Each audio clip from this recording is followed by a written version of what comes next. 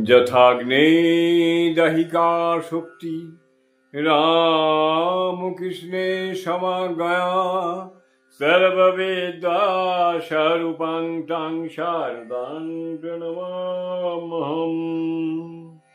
শতরূপে সারদা বই থেকে পাঠ। বিষয় সংঘজননী স্বামী লোকেশ্বরানন্দ।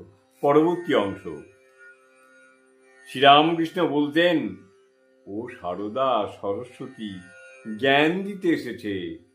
সারদা প্রসন্নকে পাঠাচ্ছেন সারদা দেবীর কাছে দীক্ষা নিতে। কোনো এক গৃহস্থ বধূ স্বামীর উচ্ছৃঙ্খল জীবনে অতিষ্ঠ হলে শ্রীরামকৃষ্ণের শরণাপন্ন হন। শ্রীরামকৃষ্ণ তাকে সারদা দেবীর কাছে পাঠান। সারদা দেবীর আশীর্বাদে মহিলার স্বামীর পরিবর্তন ঘটে। জয় মা, জয় মা, জয় মা।